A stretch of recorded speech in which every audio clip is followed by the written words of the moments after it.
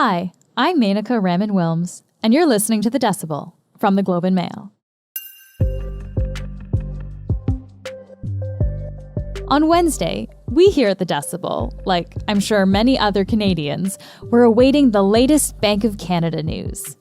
They do make an announcement every 6 weeks, but this time, we were expecting a raise in interest rates for the first time since the pandemic. The reason? Raising interest rates is a tool the Bank of Canada uses to bring down inflation, which is the general increase of the price of things. And inflation recently hit its highest level in 30 years. But things didn't happen quite as we expected. Our approach to monetary policy throughout the pandemic has been deliberate, and we were mindful of the rapid spread of Omicron and the fact that it will dampen spending in the first quarter. So we decided to keep our policy rate unchanged today, to remove our commitment to hold it at its floor, and to signal that rates can be expected to increase going forward. That's Tiff Macklem, the governor of the Bank of Canada, saying they aren't going to raise rates, at least not right now. Mark Rendell covers the Bank of Canada, finance, and economics for the Globe, and he'll help us understand what's going on here. And yes, Mark will also get into what the Bank of Canada is exactly, how it controls inflation, and what that means for your wallet this year. This is The Decibel.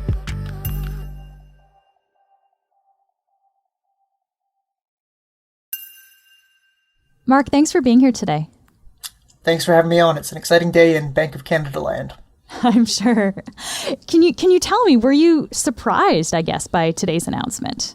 There was certainly a lot of speculation ahead of the announcement that the Bank of Canada was going to raise interest rates for the first time since 2018, for the first time since they cut interest rates quite dramatically at the beginning of the pandemic. So a lot of people were expecting that. Rates have been at, or the bank's overnight rate has been at 0.25% since March of 2020. And a lot of people were looking at inflation numbers, which have been very high recently. They were looking at the amount that the economy has rebounded in recent months, and we're saying, now seems like a time where the bank may think about raising interest rates. So did they explain why they made that decision, though? Why did they decide today to keep it the same and not change it?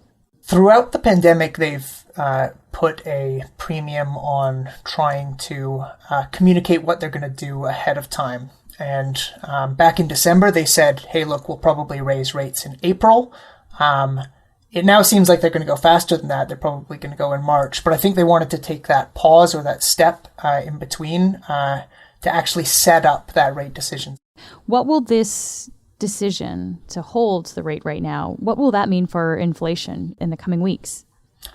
It's not as simple as, you raise rates today, tomorrow, suddenly gasoline is really cheap or groceries don't cost a fortune. There's all of these things. And that actually comes back to an important point, which is a lot of the inflation we're seeing today is driven by supply side issues. So monetary policy affects the demand in the economy, right? It's about altering the cost of credit, so the cost of borrowing money. That influences how much people want to go out and buy things. But it doesn't influence whether there's a drought or whether there's a backup at the Port of Vancouver or any of those supply-side constraints. What is happening in the economy today is the result of decisions that were made a year and a half ago. I think the big takeaway from today is that they're about to enter a big rate hike cycle. We're going to see this year a lot of interest rate hikes. So even if the Bank of Canada is not raising interest rates right now, it sounds like we are going into a year where they will be. What does this mean for Canadians, and how will this affect borrowing costs? It means borrowing costs are going up. The people who are going to be affected right away are people on things like variable rate mortgages, home equity line of credit, anything that has kind of a floating rate debt. So if you are getting into the market, getting into the housing market, you'll have higher borrowing costs. And it's not just for housing. It's, the interest rates that they're influencing run all throughout the economy. So the cost for businesses to borrow is going to be going up. The cost for, any form of consumer debt, car loans, credit card debt is going to be going up as well. And that's all part of the kind of big macroeconomic toolkit, which is by raising the cost of debt, you make it less attractive to borrow, you bring demand back down and you cool that demand down. So a lot of people piled into a lot of debt at incredibly low interest rates over the last 2 years, and they are going to be paying more. The Bank of Canada made that clear. You can't say you haven't been given fair warning.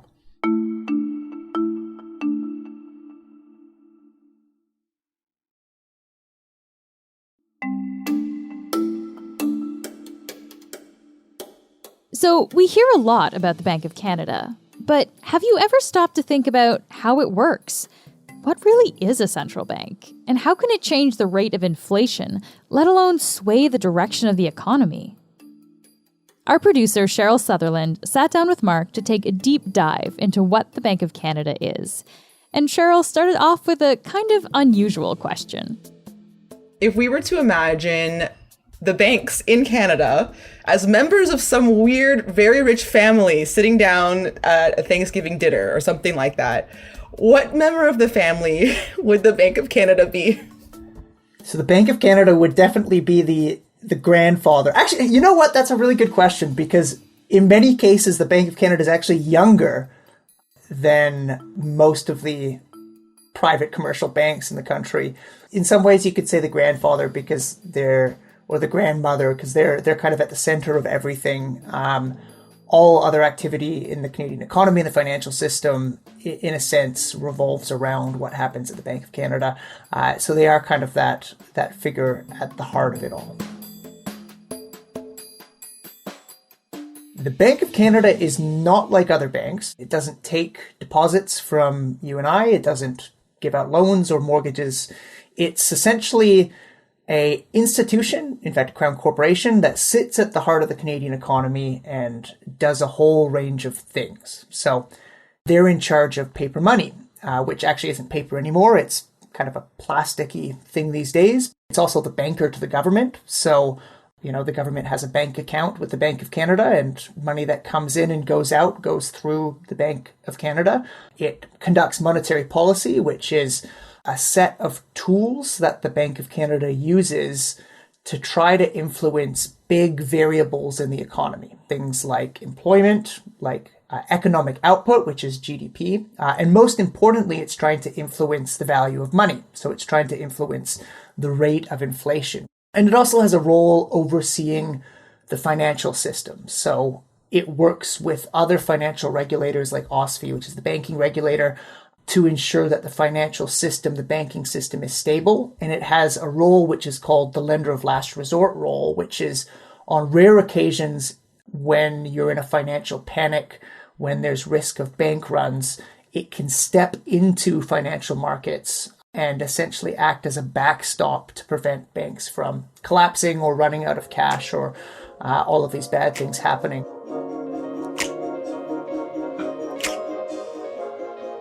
The best way to think about their role in the financial system is they set the price of money by setting interest rates. At the end of the day, if you're trying to anchor the value of money, you need a system or a model to anchor that with. So in the past, that was gold. That was the quantity of gold anchored the value of the money in the system. Later on, that was fixed to the value of other currencies, so like the value of the US dollar. Since the early 1970s, when we went off the fixed rate exchange system, there was a question of, well, what do we tie the value of the dollar to? How do we make sure we anchor those prices? And it wasn't until the early 1990s that they came up with this idea, well, why don't we try to target inflation? Why don't we try to target the rate of inflation itself and use that as essentially the anchor for the value of the dollar? And why don't we do that by essentially trying to speed up or slow down the economy by adjusting interest rates? So since the 1990s, the goal of monetary policy has been to hit 2% inflation. And that's basically what they think of as a stable currency, as a currency that's going up a little bit, having a little bit of inflation on a yearly basis. The way they do that is by influencing interest rates to speed up or slow down economic activity. So if the economy is running really hot and inflation is running above 2%, they will raise interest rates, which increases the cost of money, increases the cost of borrowing, makes it less likely that you and I are going to run out and get a mortgage.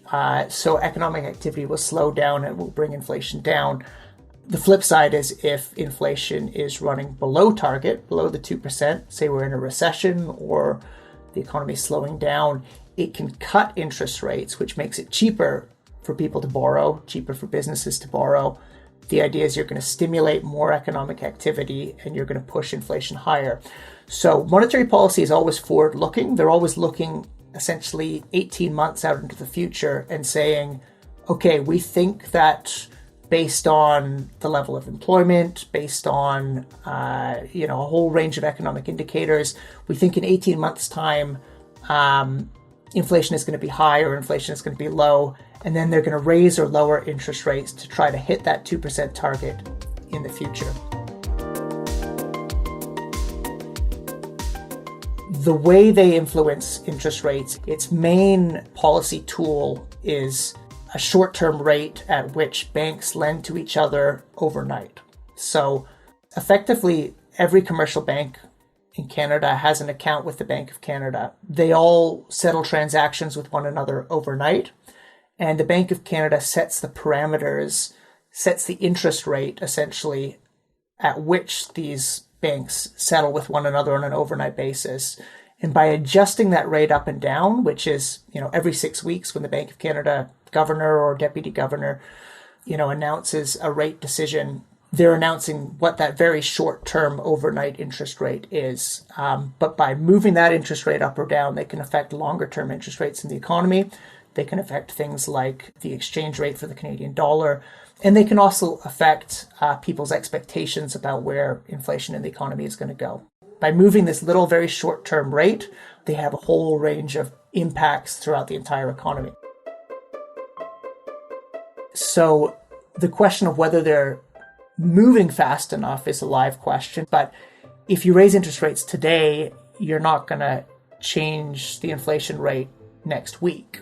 It takes months and months and months, often 18 to 24 months, to work its way through the economy. Now, it does have immediate impacts. It does, you raise rates, that's going to change the exchange rate for the Canadian dollar. That's going to have an impact on the economy. But to have that full impact on aggregate demand in the economy takes 18 to 24 months.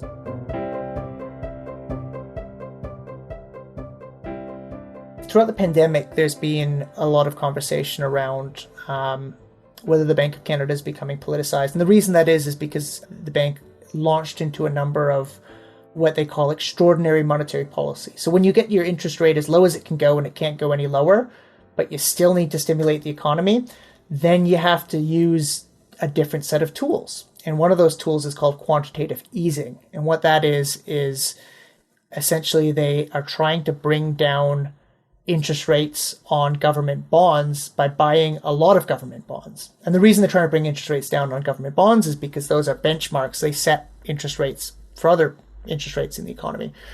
What quantitative easing meant was that the Bank of Canada was buying billions of dollars worth of government bonds on a weekly basis in order to influence those longer term interest rates. But the effect as well is it also, while the government was spending a lot of money on pandemic support programs, a lot of the debt they were issuing was being bought not directly but indirectly by the Bank of Canada. So you have opposition critics who say the Bank of Canada was essentially printing money to fund the government debt.